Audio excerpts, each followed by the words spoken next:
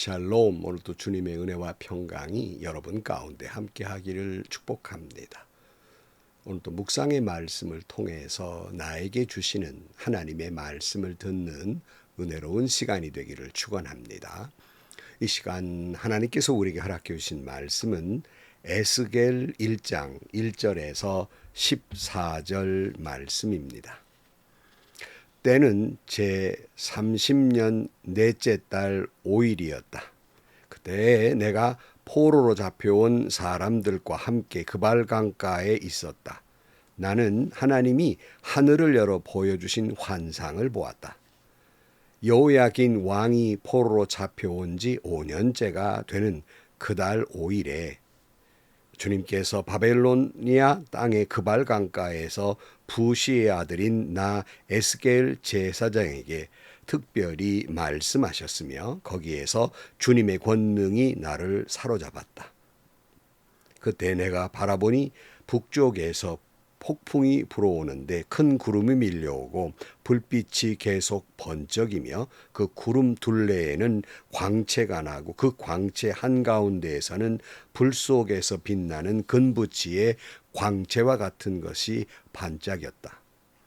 그러더니 그 광채 한가운데에서 네 생물의 형상이 나타나는데 그들의 모습은 사람의 형상과 같았다. 얼굴이 각각 넷이요 날개도 각각 넷이었다. 그들의 다리는 모두 곧고 그 발바닥은 송아지의 발바닥과 같고 광낸 놋과 같이 반짝거렸다. 그 생물의 사면에 달린 날개 밑에는 사람의 손이 있으며 네 생물에게는 얼굴과 날개가 있었다. 그들의 날개 끝은 서로 닿아 있으며 앞으로 나아갈 때 몸을 돌리지 않고 각각 앞으로 곧게 나아갔다. 그 네 생물의 얼굴 모양은 제각기 앞쪽은 사람의 얼굴이요 오른쪽은 사자의 얼굴이요 왼쪽은 황소의 얼굴이요 뒤쪽은 독수리의 얼굴이었다. 이것이 그들의 얼굴 모양이었다. 그들의 날개는 위로 펼쳐 있는데 두 날개로는 서로 끝을 맞대고 있고 또 두 날개로는 그들의 몸을 가리고 있었다. 그들은 영이 가고자 하는 곳으로 갈 때에는 각각 앞으로 곧게 나아갔다. 그들은 몸을 돌리지 않고 앞으로 나아갔다. 그 생물들의 모양은 마치 활활 타는 숯불이나 횃불과 같이 보였다. 그 불은 그 생물들 사이를 오가며 빛을 냈고 불 속에서는 번개가 튀어나오고 있었다. 그 생물들은 이쪽 저쪽으로 번개처럼 빠르게 달렸다. 아멘. 오늘부터는 구약성경 에스겔서를 묵상하고자 합니다. 에스겔은 분류상으로 보아서 예언서 또는 문학적으로는 묵시문학으로 분류되어 있습니다. 에스겔서는 하나님께서 에스겔에게 주시는 환상을 통한 메시지를 전달하고 있기 때문에 우리는 또 예언서 또는 묵시문학으로 분류하고 있으며 특별히 그래서 에스겔서를 묵시의 아버지라고 부르기도 합니다. 오늘 1절 말씀에 보면 때는 제 30년 넷째 달 5일이었다. 그때에 내가 포로로 잡혀온 사람들과 함께 그발강가에 있었다. 나는 하나님이 하늘을 열어 보여주신 환상을 보았다. 조금 배경 설명을 하면요. 이스라엘이 솔로몬 이후에 그들이 하나님을 떠남으로 남북으로 갈리게 됩니다. 북쪽을 이스라엘, 남쪽을 유다로 이렇게 갈려서 우리나라처럼 남북이 갈리게 됩니다. 그러나 북이스라엘은 곧 하나님을 멀리하고 우상을 숭배하고 타락함으로 말미암아서 아수르의 살만에셀 왕에게 주전 722년경에 멸망을 당합니다. 그 정도 됐으면 남유다가 하나님 앞에 바로 서야 되는데 남유다 역시도 우상 숭배와 도덕적 부패 그리고 하나님을 의지하기보다는 사람을 의지해서 어떤 국제적 동맹이라든가 군사력을 키워서 자기 나라를 유지하려고 했던 그런 불신앙, 그런 불순종 때문에 그들의 패역함으로 하나님의 진노를 사고 바벨론 2차 침공으로 주전 597년에 멸망을 당하고 맙니다. 그리고 여호야긴 당시의 왕과 그 귀족들 그리고 많은 사람들이 포로로 끌려가게 됩니다. 바로 이때에 에스겔도 포로로 끌려간 것 같습니다.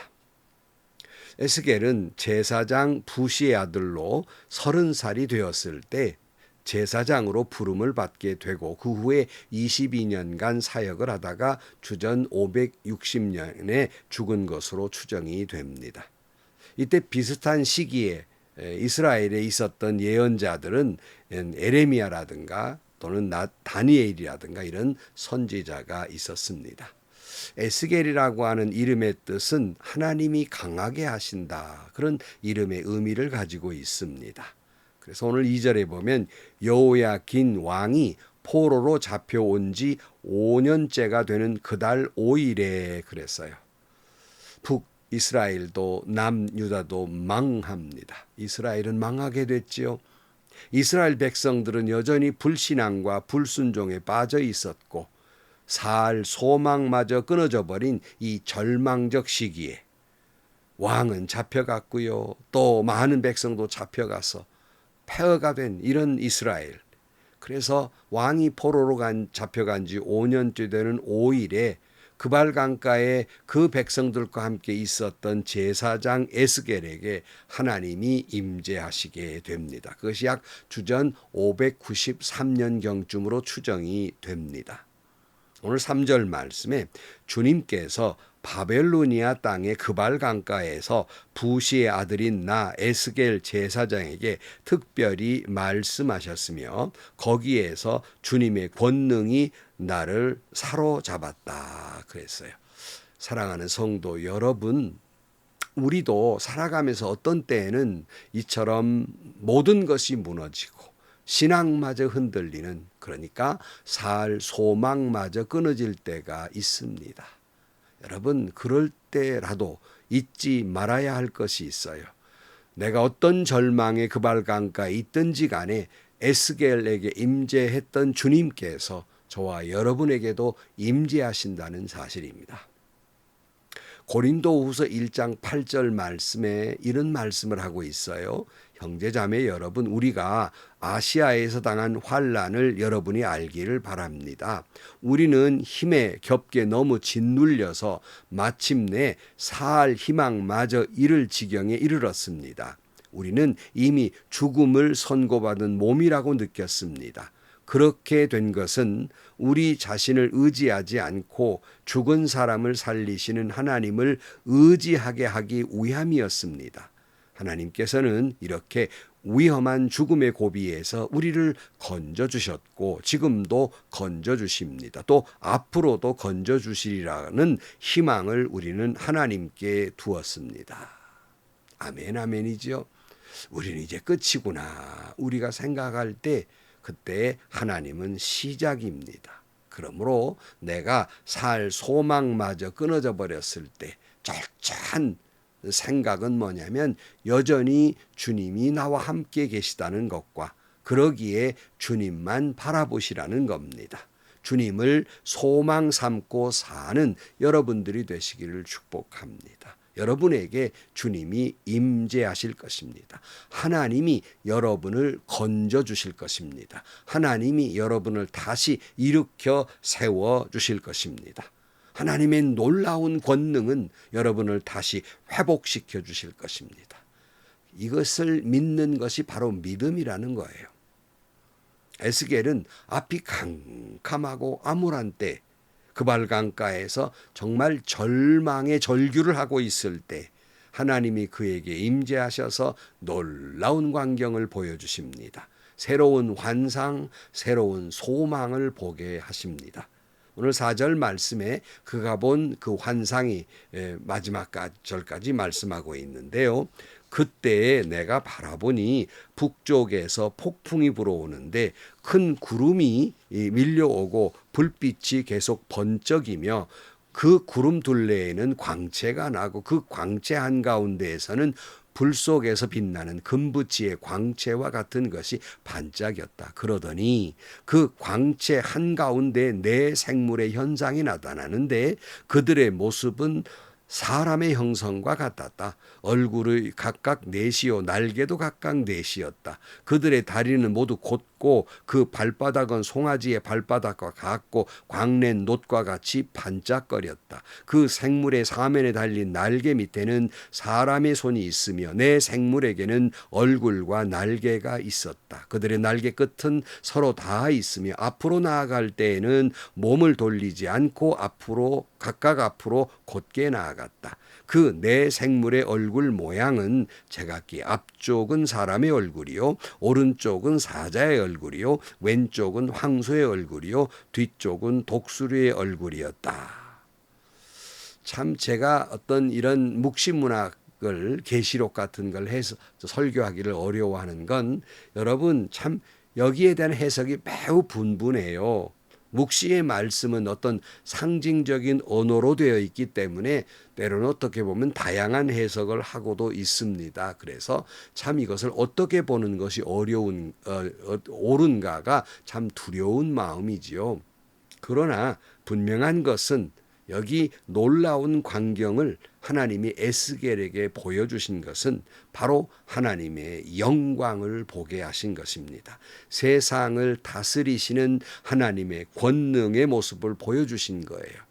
물론 또 학자나 말씀을 연구하시는 분들은 여기 하나하나 거기에 생물은 무엇을 의미하고 뭘 의미하고 각각 해석을 할 수 있겠지만 시간상 그럴 수도 없고 어려운 문제예요. 그러나 분명한 것은 이 모든 걸 합해보면 여호와의 영광, 여호와의 권능입니다.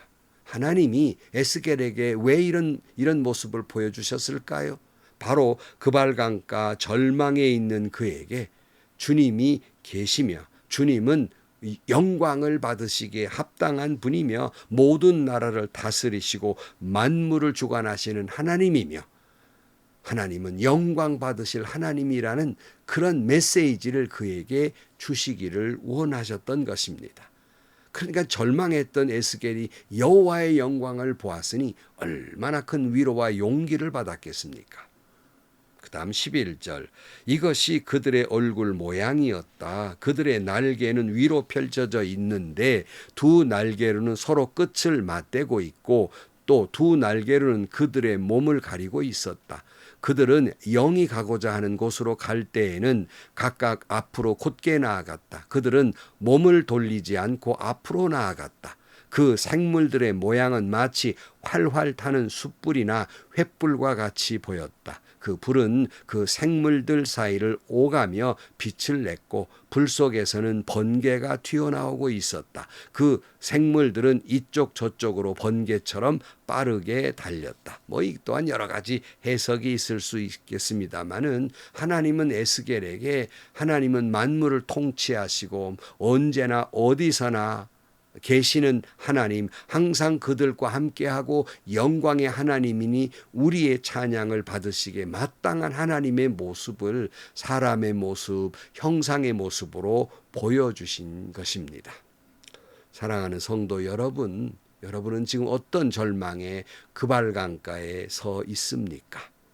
에스겔은 하나님의 진노 속에서 심판을 받고 그발강가에 그 고통 속에 절망하고 있을 때 주님이 그들과 함께 하시리라는 것은 상상도 못하고 암울한 고통 속에 있을 때 하나님은 그에게 나타나셔서 그와 함께 하심을 보여주신 것입니다.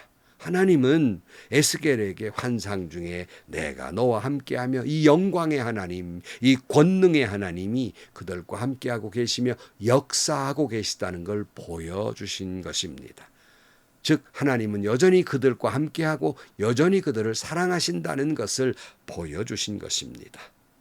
성도 여러분, 오늘 우리도 어떤 절망에 암울한 그발강가에 서 있을지라도 하나님은 나와 함께 하십니다. 나의 형편과 아픔과 고통과 어려움을 잘 알고 계시며 우리 하나님은 나의 모든 문제, 내 절망이 아무리 클지라도 그보다 언제나 크신 영광의 하나님, 권능의 하나님, 모든 만물의 주인 되신 하나님, 다스리시는 하나님이십니다. 하나님은 그 권능으로 우리를 다시 일으켜 세워주실 것입니다. 하나님의 그 영광이 저와 여러분과 함께 하실 것입니다. 소망마저 끊어져 버린 그 발강가에서 여러분 오직 주님만 바라보고 오직 주님만 의지하고 오직 주님께만 영광을 돌리고 오직 주님만 찬양해서 다시 일어서는 여러분들이 되시기를 주의 이름으로 간절히 축원합니다. 기도하겠습니다.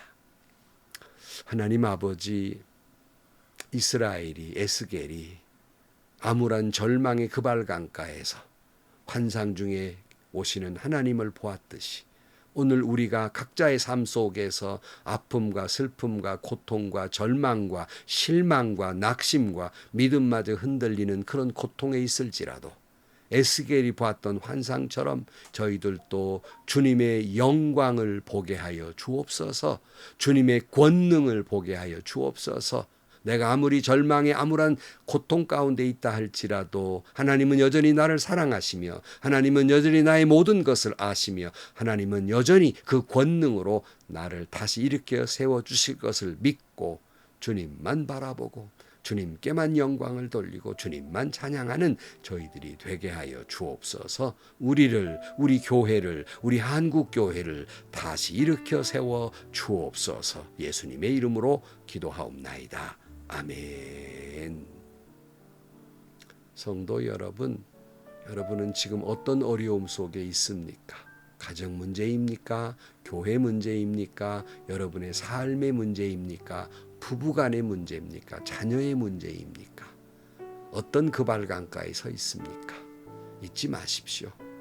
주님은 지금 여러분과 함께 계시며 주님은 여러분의 모든 형편을 알고 계시며 주님은 여러분의 그 모든 아픔과 슬픔과 절망과 실망을 다 회복시켜 주시기에 합당하신 하나님이시고 그러기에 우리의 영광과 찬송을 받으시기에 합당하신 분이십니다. 오직 주님만 바라보고 오직 주님께만 소망 삼고 다시 일어서는 여러분들이 되시기를 축복합니다.